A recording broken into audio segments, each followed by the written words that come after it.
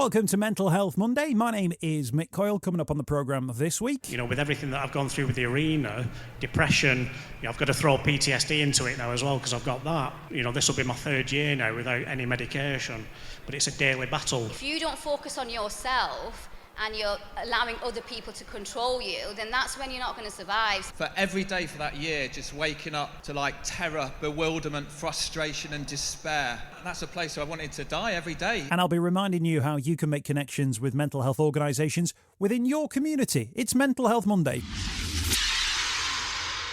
The home of the UK's conversation about mental health. Welcome back to Mental Health Monday, and the second of our podcasts coming from It's Mental Live here at the University of Bolton Stadium. Last week's edition of the programme was recorded in this little room that I'm in now, just overlooking the pitch. It's the media room, but actually this event is actually being held over 3 floors. You got the floor that I'm on now, which has got just down the corridor there's an oxygen chamber, then there's like a yoga space, and there's all kind of exhibitors going on there.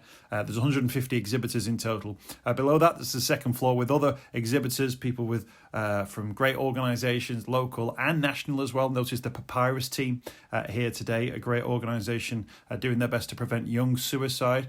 I'm sure we'll be speaking to them in the upcoming weeks. And then on the ground floor we've got the main arena space. Now that's where you're going to be hearing this week's podcast coming from. So a live edition of Mental Health Monday, live on the arena floor here at the University of Bolton Stadium. 1,000 people through the door as well, so we had a really good crowd for this one too, and some fantastic guests and some brilliant interviewees coming up for you as well. It's a panel, so it's more than one voice this week. Among them, Martin Hibbert. Now, Martin is a Pride of Britain award winner. He was a survivor of the Manchester Arena bomb blast, and last year he climbed Kilimanjaro. Now, Martin's in a wheelchair, so it was an incredible achievement for him to do that. But he talks about the spirit of hope, bringing people together as well. He also talks about his mental health previous to what happened at the Manchester Arena as well. So he's a really great guest to kick us off today. Martin Hibbert on Mental Health Monday. Zee Jogi is with us as well. Now, she's a Guinness Book of Records holder as well, and the first British Muslim woman to have this incredible record of climbing Mount Kilimanjaro. She's done it too, but also to take part in an obstacle course at the peak, which is absolutely huge. She's also recently as well back from an endeavour to Everest as well. We'll hear about that too. Her charity is called Zee's Defence Academy, and it's all about self-defence, but also using physical exercise to change people's mental health and life outlooks in general as well. So we'll hear from Zee on the programme too. Also joining me on stage, Lee Chalmers. Now, Lee's a top man. He's a tech entrepreneur. He's gone through some really difficult times as well. He got ill back in 2014 and lost the ability to walk. His mental health at university was significantly impacted as well, which knocked him back. But he's regrown and re-stepped forward at each of those opportunities. Now runs an organisation called Essentialise, which he founded in 2019. Lee joins us on the panel as well. And then we've got a former DJ. Young Lee joins us on the show. Now, Young Lee has been a world-level DJ. He's worked with brands like Ministry of Sound, Google and Vogue. And he talks about changing paths as well after a spell in rehabilitation. So he'll talk about the issues that he has been through. He's now a 12 Steps counsellor. So we've got Young Lee on the panel, we've got Lee Chalmers, we've got Zee Jogi, and we've also got Martin Hibbert. And we'll start with Martin's story as we cross over to the stage at It's Mental Live 2023. And actually, Martin, as a Bolton lad, returning to Bolton to tell his story and telling us just how where he's from plays an important part in the way he sees life. I think so, yeah. I think people who follow my story will know. I've said I think it is a Bolton mindset, a northwestern mindset. My grandparents worked in the cotton mills. My dad was a police officer. My mum worked full time, so I spent a lot of time growing up with my grandparents. My granddad was my role model. And he told me from a very early age, never wait for your ship to come in, row out and meet it. If you want something, you go out and get it. And that's just been me. I've always been successful in pretty much whatever I've done. And I know that life's never easy. There's always bumps in the road. And my granddad used to say, there's 2 ways you look at it. You sit and mope about it, or you do something and you get on and do something about it. And I've always done the latter. And I think if it wasn't for that, I don't think I'd have survived the arena bomb. I've been very You know, there was even thinking that night there was no way I was going to die on a cold concrete floor. This wasn't going to be where I'm going to die, and that kept me alive as well as other things. But it has been instilled in me. You know, those, I suppose a lot of them now are old-fashioned values, but my granddad was very central to that. I mean, in terms of what happened that night, I think I'm right in saying you were the closest survivor Yes. to the actual blast, which goes to show just how close things were. And I wonder, when you think about that, that phrase of being the closest survivor, does that fill you with horror, or does that fill you with a thought, well, thank goodness? You know, how do you compute really? It's a good question, because that kept me awake for a long time, and I actually found peace with that in July 2021 when I was giving evidence at the inquiry. And as part of that, I got to see the footage before, during and after. So I saw everything. And I saw a picture 1 second before detonation, and I was 6 meters away. And then I saw the picture afterwards where everybody around us died instantly, yet me and Eve survived. I'm not religious, but there must be a reason. And I think part of that reason became clear at the top of Kilimanjaro. The reason why I've survived, and maybe the reason I've survived. My best friend Steve, who you will have seen on the documentary, he always says, I'm not religious, but Steve always says, God puts his most difficult battles on his most bravest soldiers. So maybe that's why I've survived, because he knows I'm from Bolton, I've got a big gob, and I can change the world, but it feels right, and I'm just using my story, my profile now to bring about change, especially in the disability world. So I'm a big disability advocate, and people know I'm lobbying governments at the minute, and the government have asked me to get involved in one of their new disability campaigns. So everything that I'm doing now is, because I could quite easily just go into a shell and go, do you know what, I'm going to sit in a corner and cry. And people would probably go, yeah, go on, we'll come and join you, but I'm just not that way. When we talk about that, though, there's a balance, though, isn't there, to, you know, the sitting in the corner, and there's just trying to find a new pathway. And then there's what you did, which is like, what should I do next? And it's, let's go and climb Mount Kilimanjaro. Yeah. How many people said you can't do it? Or loads. Like physically impossible? Yeah.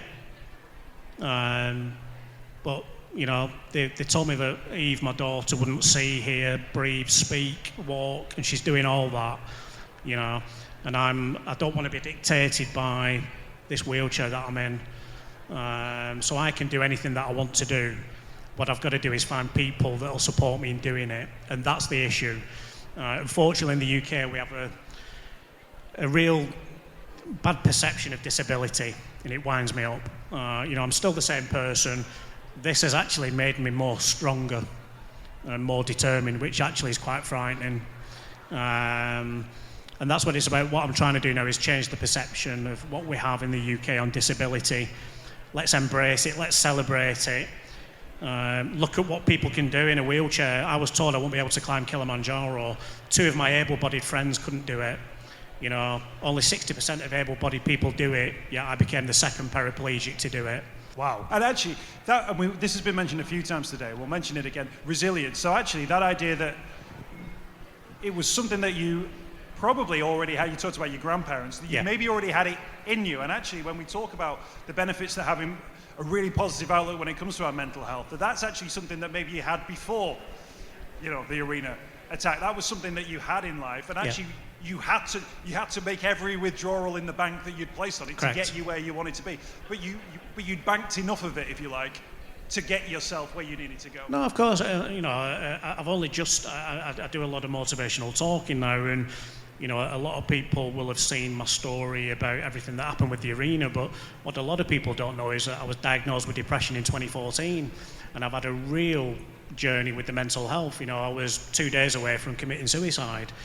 You know, a lot of people don't know that, you know, and I've had to seek help myself. I had to turn my back on the NHS literally 6 months before the bomb, yet 6 months later, they were the ones that were saving my life. And again, if it wasn't for that journey, you know, I don't know if I'd still be here. with everything that I've gone through with the arena, depression, I've got to throw PTSD into it now as well because I've got that. But I've been, this will be my 3rd year now without any medication. But it's a daily battle. A lot of people don't know about the mental health journey that I've done, so I'm slowly talking about it, getting it out there. So, with everything that I've gone through with the arena, as well as having depression and PTSD, it is a daily battle. And that's the thing that some people might think, oh, your story begins at, 2017. Yeah, no. And actually, that mental health 3 journey years before that. Before that. Yeah. And actually, that's the thing about unknown stories, or exactly. untold stories that people maybe don't know. Let's bring Zee into the conversation. Zee, it's a pleasure. Mount Kilimanjaro, I notice you're nodding along. So you've embarked on a Kilimanjaro trek yourself. Yes. With an obstacle course, a world record-breaking obstacle course at the top as well. That's correct. Now, as somebody who runs a self-defense academy, again, that would be enough. That's great work in a community that makes a real difference. But there was obviously something in you that was thinking, there's a challenge here, and it must be something about heights or That's summits correct. that make you want to conquer them. Yeah, I do love altitude. So I sort of conquered everywhere in the UK, from like Scafell to Ben Nevis to Snowdon a couple of years ago, and I've done them like 5-6 times each. And as everybody, during lockdown, my mental health was severely affected. I think for me, it was more not being able to go to the gym and train and work out. And that mentally just got to me. And all I did was went on to Google and put extreme challenges, and Kilimanjaro came up.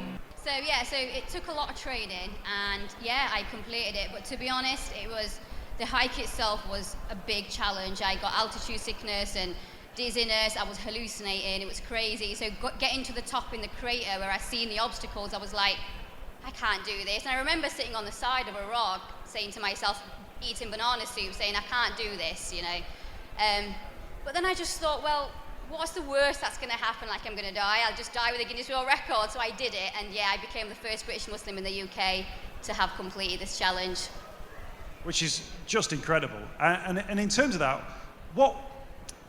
what is it in and of yourself that made you think? Because actually, what you'd done up to that point was enough, but you obviously felt that there was something more, and you obviously found it within yourself just to push that a little bit further. And how many people in their daily lives just hold back from that push? Because it's easier not to do that push, and yet the payoff from making that push must be absolutely huge.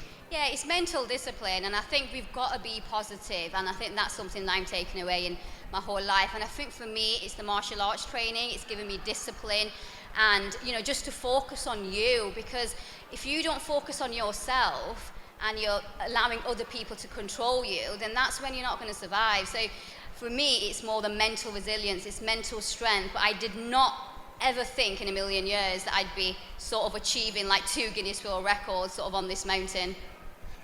You mentioned there, actually, and I really wanted to touch on that. From a mental health point of view, self-defense is your sort of your physical version of that, if you like. And you just hinted at it there, that actually, from a mindset point of view, the first stage in self-defense is awareness of yourself.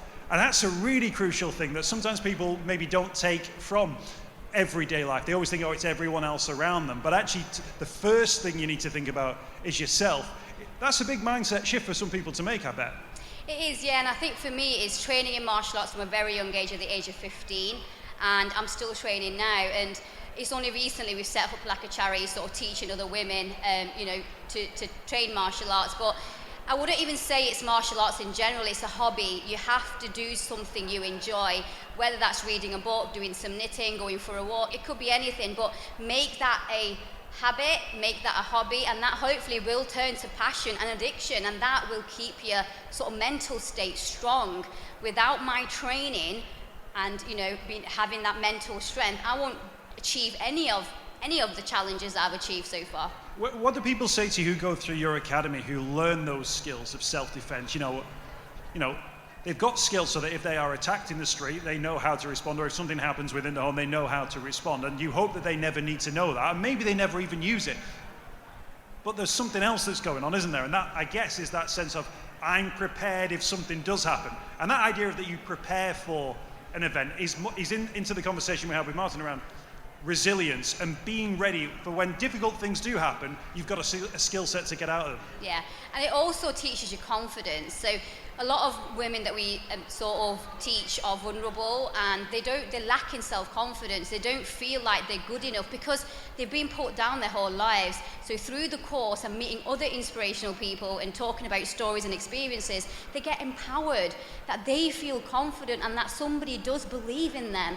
And this is what we're trying to give out to all people, you know, within the community, is it's never impossible to do anything. You've just got to have the focus and to take that step, which sometimes is hard, but with the support surrounding you. I mean, there's so many organisations here today that, you know, just having that little conversation, getting involved in a group or an activity, you know, will do you wonders. Oh, absolutely. And I've said today, you know, there'll be conversations that take place today that will change someone's lives. Maybe completely, but maybe just that little thing that makes things a little bit different. We'll come to Lee in a few moments' time, but while we're globe-trotting, let's bring young Lee into the conversation. You've had an incredible sort of music career that's taken you sort of far and wide, and you've worked with some like incredible names as well. For yourself along that journey, people presume you were living a hedonistic lifestyle and it was, you know, long sunny days or great nights. For a time, is that absolutely true? Is it absolutely the case that, you know, as a dance DJ, when the dance floors are full and the clubs are bouncing, that things are looking good for you? Yeah, absolutely. For many years, it was exactly that, hedonistic, jotting, you know, going around the world and all the rest of it. But unfortunately, my drug addiction, because I used to be a drug addict, was kind of hand in hand with the success, you know, and the ego as well. The ego going massive, and that's a horrible place to exist in, because actually you think you have everything, but you've got nothing, because inside you're dying like someone on the street, you know. So yeah. At what point do you think, hang on a minute, there's a problem here? Because I guess there's loads of people saying, you're great, you're fantastic, let's more. You know, there'll be people booking you because they want that thing that you're delivering. But then there must be a point where you realise maybe that there's something that's not quite right? Oh, absolutely. I was thinking when you were talking about suicide, and I remember the last year of my drug addiction, for every day for that year, just waking up to like terror, bewilderment, frustration and despair. You know, and that's a place where I wanted to die every day, even though I have all the material things, a nice partner, and, you know, and what I know today after I hate using the word journey, is that throughout my life, I always try to find happiness, desperately trying to look for happiness. I need happiness, looking for it in the pipe, the bottle, the needle, whatever, women, gambling, all these things. And for me today, what I know is, it's about being useful. The more useful I am, happiness just comes as a byproduct of that. That's what I've found out. I mean, it's not new. People have been doing it since the beginning of time. It's just new to me. I think that's really interesting, actually, that idea of being useful. But was that down, do you think, was there a maturity point where you thought, actually, my use to other people is something else? Did that come with age, or was that a particular experience? For me, I needed to be broken so I could let the sunlight in. It was only through my brokenness, through my desperation, that I was able to get on a completely new path, because I didn't know there was another way to be. I thought life was all about getting the house, the money, the car, all those things, success, all those things that didn't bring me any peace, didn't bring me that internal joy or that serenity. And so it was only out of that brokenness, that gift of desperation. I know it's a gift today. Look, listening to other people's story, I know desperation can be an absolute gift, although it doesn't feel like it at the time. It's horrible to feel desperate and broken, but I can see now that's a gift, if you're able to kind of grab it. I wouldn't ask you to name any names here, but do you recognise within the sort of the field that you were in other artists who maybe are going through what you went through? Do you sometimes, when you maybe read little things in interviews and think, there's something else going on there? Yeah, and I know many that are in the grips of, we call it the madness of drug addiction or alcoholism. I attend 12-step fellowships, and within those I know many guys in the industry that are either trying to get well or, you know, or are well today, are recovered drug addicts or alcoholics. Yeah. And in terms of that, taking steps forward, when you tell your story and you offer your experience and people see where you've come from, how do they respond when they see, they may have seen you in action, like, it must be quite something that they're thinking that it's going to be like a man or a woman wearing a bit of a suit and they're going to explain something quite clinically to them. And actually, for you to explain your story must offer a completely different insight to them.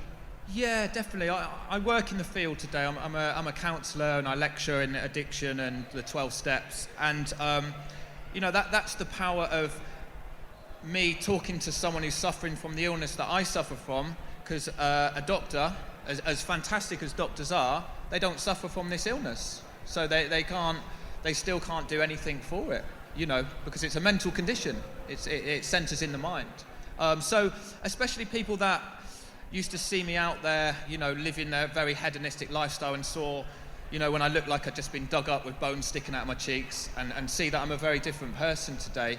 Because not just I don't drink or I don't use drugs, but I'm completely different in every way. My attitude, my behaviour, my reaction to life is very different. So that's quite, I don't want to say inspiring, because I don't want to sound ego, so it helps people. I can say it's inspiring. It sounds inspiring to me. There's that Bros documentary, it's called When the Screaming Stops, and it focuses on that moment where as a boy band you step off stage, you have your high point, you step off stage, and then it's everything that happens after that one. And I wanted to ask, particularly given the experiences of you guys, about that. Young Lee, you first in terms of that, because physically you're on stage, and then you're off, and then there's all the other stuff. Martin, from your point of view, in terms of Kilimanjaro in particular, you had your heart set on something.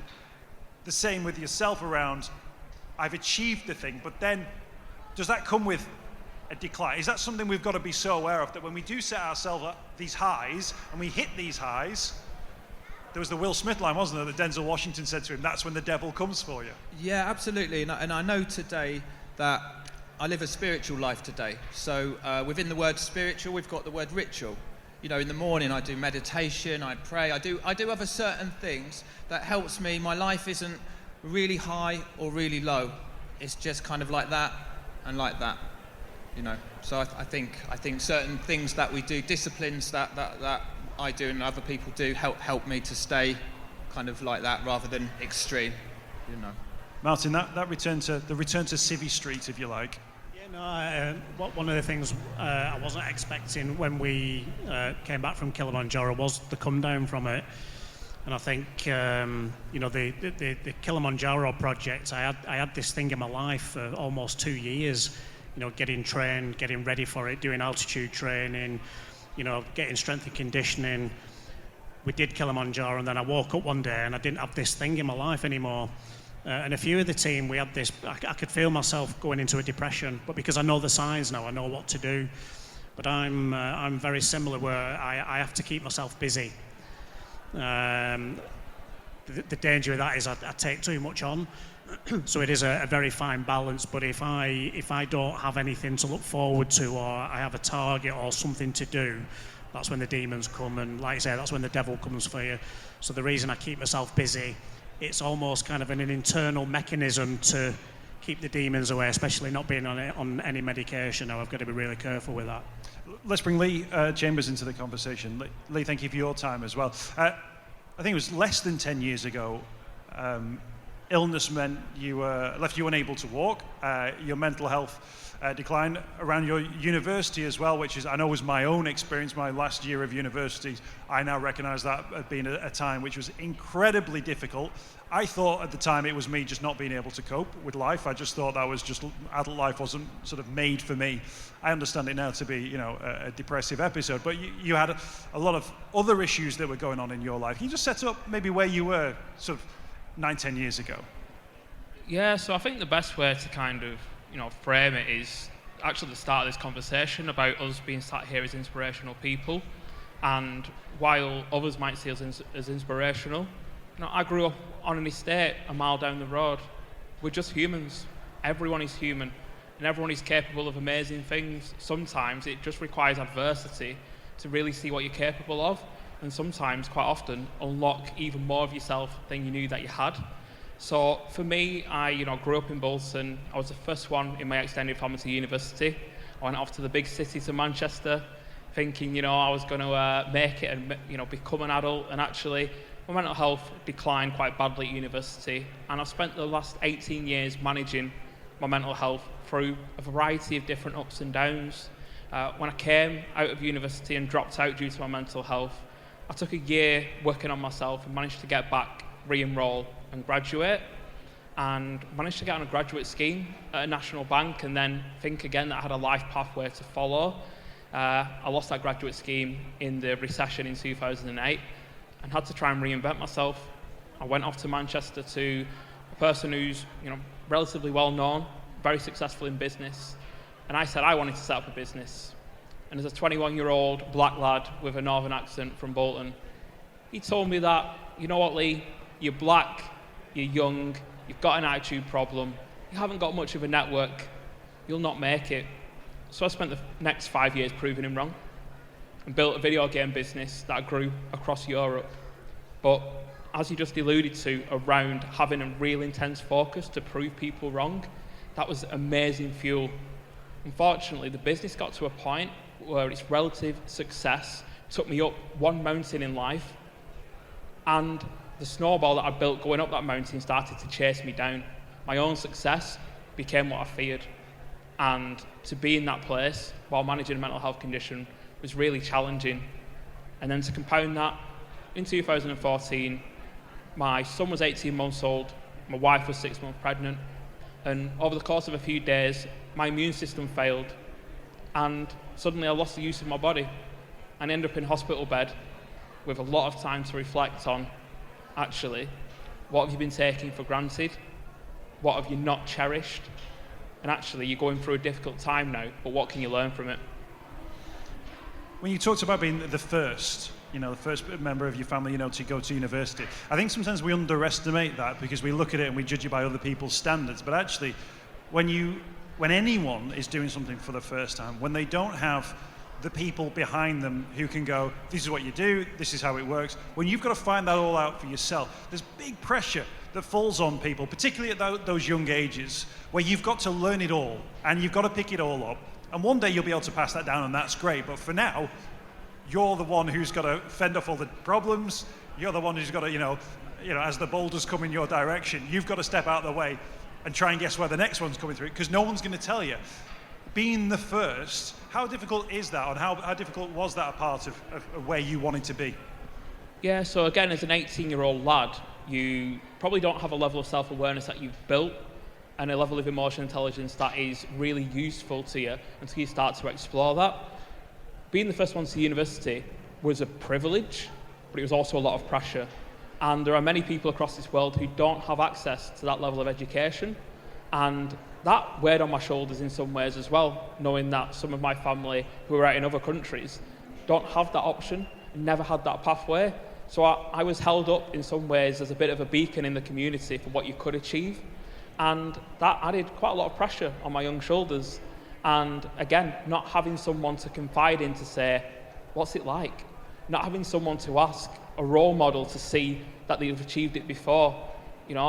Very few black role models in academia, in science, that I could look up to when I was a young man. In fact, that contributed to my own mental health challenges, not having a bit of a blueprint, not having the support around me that I probably needed, and as well being a young man and not really able to express my emotions. So often your support networks, having representation and role models, and that's why again, some of the work and some of the feats that the people sat next to me have achieved, role model it to the next generation about what you can be, and whether it's disability, whether it's race, whether it's the things that you've ultimately been through in your life, being able to see that someone else has walked that pathway can give you belief that you can at least walk yours, even if it's not the clearest pathway available to you at that point in your life. Zee, can I ask you about that? Because in terms of Muslim women within family communities are very well known, very well respected, but actually within the wider population of, can you name 5 or 10 famous Muslim women, particularly who are involved in physical activities, people suddenly would go, oh, maybe I can't. Did you get that same sense that actually you were in a field and you were doing something which was not seen to be the norm, or wasn't a pathway which other Muslim women, maybe people you'd grown up with, were taking? Yeah, Absolutely, especially my self-defense and mixed martial arts training. It's been a very tough journey this last 15 years, and I still today get a lot of the cultural sort of, men say, what are you doing? You're not meant to be doing this. What you're trying to teach girls, empowerment, confidence, they don't need that, especially within my own culture, which is quite upsetting because, we're living in a Western world, and what I'm doing is actually providing services for females only as well. So I understand the cultural, prospects of things, but you still get that, which is such a shame because all women are capable of doing anything. And for me is when I initially did the Guinness World Record, after that, the respect for myself in the community has just grown tremendously. And that, for me, has just been a breaking point. So I did that challenge for myself, but actually it showcased to the community how powerful a woman can be. Whether you're Muslim or not, it's the fact that you're a woman as well. And that's what now I'm trying to show through our charity for other women as well, that never give up your dreams, always focus, and you will be successful. I wanted to ask you about sort of self-reflection, and actually, certainly from the conversations that we've had, ankle aside, Zee, periods of time where you've had, enforced or otherwise, a time where you've got to sit in a hospital bed or have nothing but your own thoughts to yourself, whether it's rehabilitation or whether it's an illness which you have no control over. That period, I wanted to ask you, how do each of you think back of that period of time? Martin, I'll start with you. Because at the time, obviously, you're thinking, right, what's going on? What's the next period of my life? When you think back to the amount of time you had with yourself, if you like, how do you feel about that period of self-reflection? No, it's a good question. I always look. Again, people who follow my story will know that, like, the Martin Hibbert that's say today is Martin Hibbert Mark II. There's two. And I look at the Martin Hibbert sat in a hospital bed, having, nurses feed me, wash my hair, bath me, and I think my life's over. I'm not going to kick a football again. I'm not going to take my dog Alfie. But that literally lasted about an hour. And then it was like, right, what do I now need to do the things that I want to do? And actually, I've just seen my medical report that they did at Salford Royal, and it says, we've never seen somebody we wish all our patients were like this. I think at the time when they tell people they're not going to walk again, there's obviously tears, anger, probably a few expletives, things being thrown. There was none of that. It was just like, right, you've told me that. What do we do next? When does physio start? What do I need to do to get out of this bed? So I'd probably say I reflect every day about things that I do. Failure's always been a part of my success. So I've never been afraid to fail. And I look at my failures, and it's always gone on to bigger things, bigger successes. So you've got to fail to be a success, but I learn from the failures. So I probably reflect every day now, and it probably just comes as a daily structure to my day. I think sometimes I overthink things, and I think that's probably one of the causes of my depression, was that I overthought things. And when I used to think what I used to do in a day, I'd be thinking about things that probably would never happen. So I probably reflect every day, and I would tell everybody to reflect, because you'll never learn if you don't. Well, we touched on the 12 steps before. I guess the decision comes to take step one, and I guess that's a period of self-reflection where you have to think, right, I need to make a decision now to take this first step, knowing that there's a second step, and there's a third one after that. Absolutely, and I was just reflecting actually on a time when I was in my second psychiatric ward, and very unwell, to be thrown into a place like that. And I was watching some pop videos, and there was guys that I'd been working with not long ago, and there was me sat in a psychiatric unit. I'd lost everything, I had nothing, and I thought, how did I get here? And then I thought, I've got two choices. I'm gonna go on the way I'm going, and I'm probably gonna die. Or I need to take another choice, and that led me to those 12 steps. And one of those steps is about prayer and meditation. And each day, every day when I start the day, I lie there in meditation, and I consider the 24 hours ahead. I consider my plans for the day. Well, I have to be like bamboo, because often they change. And at night, I go through the day and I think about, was I resentful today? Could I have done better? Was I selfish? Did I harm anyone? But I think there's a fine line between self-reflection and overthinking and being too much in my head, because that's a terrible place for me to be, you know. So I think self-reflection is a fantastic thing, but not if I'm there sort of beating myself up and you know, sort of, you know what I mean? I do a thing with my kids. I've got a 4-year-old and an 8-year-old, and I do a thing where I say, what are your marks out of 10 today? And that's me trying to train them into thinking, and they'll go, no, a 6. And I go, why is it a 6? And it's, somebody didn't play with me, somebody said something mean to me. And of course and they go, what do you need to make it a 7? And it's like, oh, a cuddle with your dad and all those sorts. And for me, what I'm trying to do at that point is I'm trying to get them to think at the end of a day, to think, right, well, what worked for me? How did I feel about it? And what do I need to feel better? And then I hope that in the future, if they have, 4 out of 10 days consistently, they'd start going, hang on a minute, I'm still 4 out of 10 here. I was at 6. What was I doing when I was a 7 and an 8? What was it that I was doing when I was a 9 and a 10? That gives you that sense. And like I say, their age is 4 and 8. And I'm hoping, but I think it's that thing, isn't it, of hoping that the reflection becomes a natural part of a daily cycle rather than over-analysing everything that you do, something that I've very much been guilty of myself. Lee, in terms of that reflection time for yourself, obviously you used it as a springboard to then do things. How much of it was a reflection time for you thinking about yourself and what you wanted to achieve and what you hoped you could achieve? Yeah, so I think if I can be honest, initially ended up in hospital, and for me it was the guilt and the worry about my pregnant wife, my daughter who was due to be born, my 18-month-old son, and the complete unknown of whether I'd get back up on my feet or not haunted me in that first week, because really it was a time when I wanted to step up and be there, and actually suddenly I'd lost my independence, and I felt quite a lot of guilt for that, knowing that I couldn't control it, and actually felt a little bit hopeless about things. But what happened is I spent a month in hospital and a lot of tests, but no idea why my immune system had failed and started to attack my body. But what I did realise is I got moved up onto a longer term ward. I started to talk and express how I felt, and that helped me to start to understand and appreciate what I actually did have. Now, I was in Blackburn Hospital. When they moved me up to the top floor. I had a bed next to a window. Out of that window, I could see across the moors from Blackburn to Bolton. And I thought to myself, one day I woke up, looked out that window and said, Lee, you've walked across those moors a lot of times over the years. How many times were you grateful that you could walk? And that just sat with me. At that moment, I realised I had to do everything I possibly could to get back on my feet and recover so I could play with my children.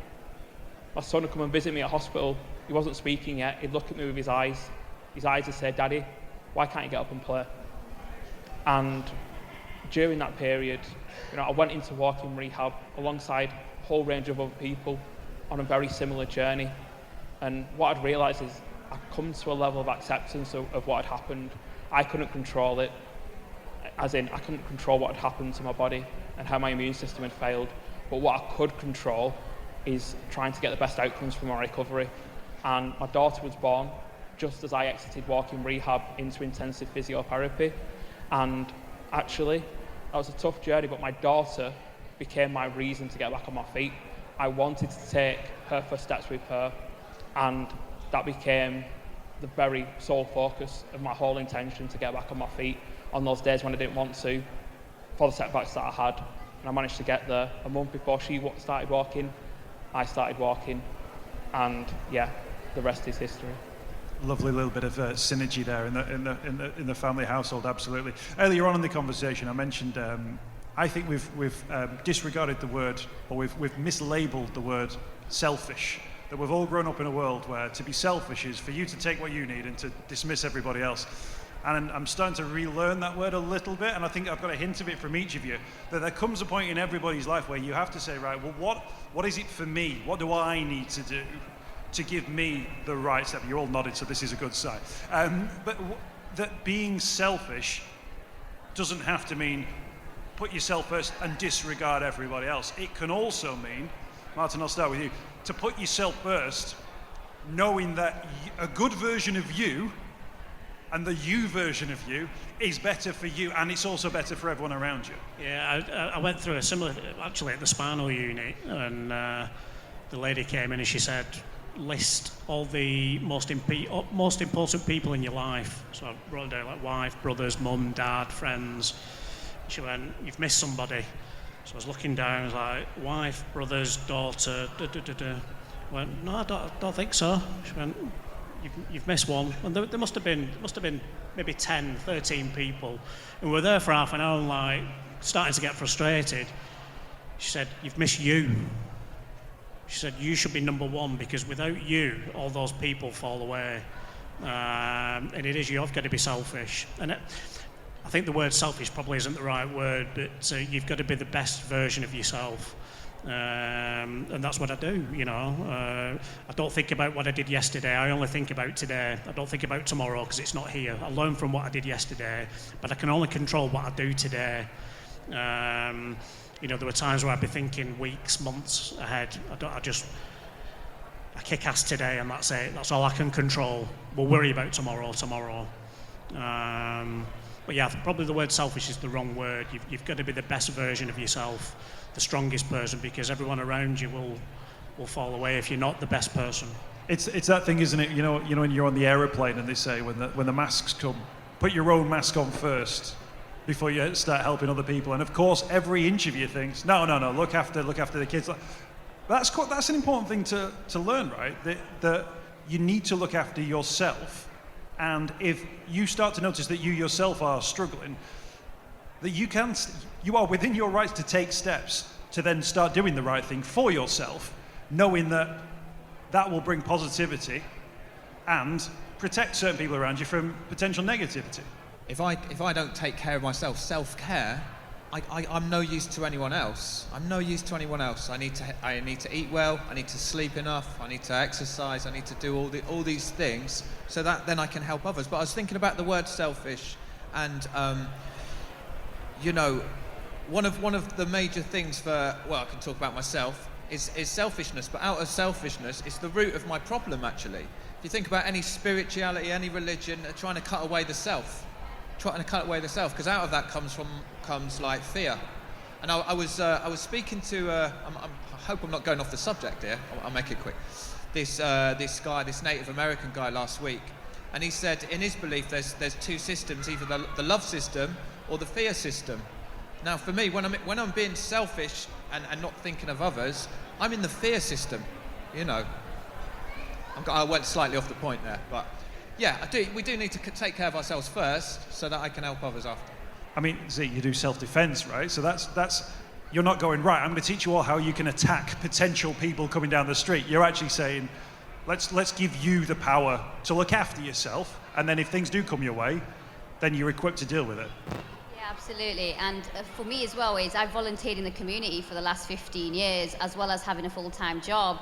And giving back is part of my religion as well. But I started losing myself, you know, like years and years went on and I was just kept giving, and I never expect anything from anybody. But then I started to realize, and my family started to realize, that it was too much because I wasn't giving myself that time, which is when I had to step back and sort of evaluate my life and think, okay, what else can I do? Because I love volunteering, and this is the reason why we've set up the charity. Now we've got loads of volunteers here today helping, because we want to create leaders in the community. But if I'm not competent, if I'm not confident and strong within myself, how am I going to lead a group of people?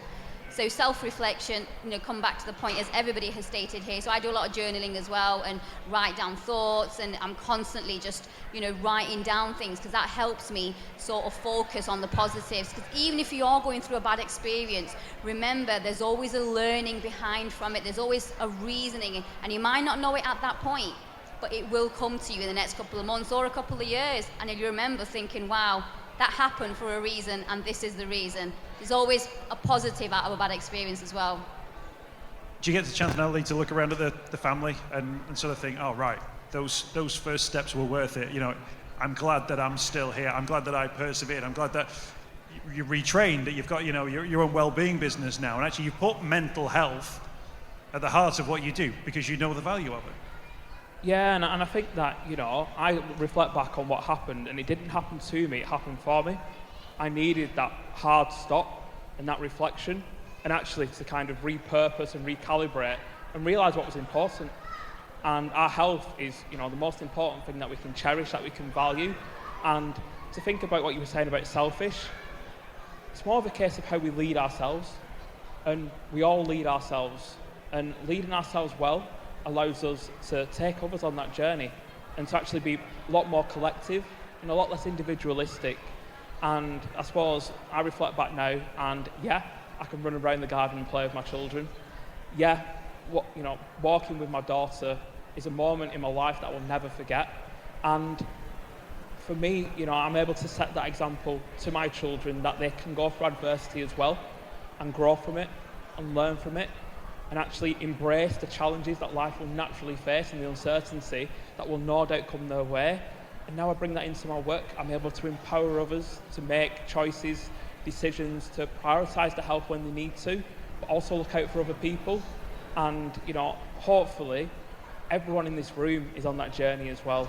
And even an event like this just allows us to come together and actually support each other a little bit, because each one of us who gives a lot also needs some time to get a little bit of energy back from others, plug ourselves in with great people, recharge and enjoy ourselves. Lee there, wrapping up our brilliant panel of guests from the It's Mental Live arena floor. And like I say, 1,000 people through the door for It's Mental Live 2023 at the University of Bolton Stadium. It was a real pleasure to host that main stage as well throughout the course of the day. We had some great guest interviewees as well, both from the BBC and also within Bolton Wanderers in the community as well. So thanks to the team who got involved in that, to Stephen Robinson as well and his team that made It's Mental Live such a huge success and invited Mental Health Monday to be part of it. As ever, you can find mental health services where you are. You can head to the Hub of Hope, www.hubofhope.co.uk. Type in your postcode there, you will find mental health services close to you. Don't forget the usual numbers 116123 if you want to speak to the Samaritans. You can text SHOUT to 85258 as well if you want to get involved in the Shout Network's text service. They can engage with you over text message if you want to talk to somebody about your mental health. And some of those wider organisations you will also find on the Hub of Hope. Don't forget, in an emergency, the number to call is always 999. Mental Health Monday is back next week. Thank you for checking out the podcast. If you're able to share it, drop me a tweet. Let me know that you've been checking out the programme as well. It'd be great to hear from you.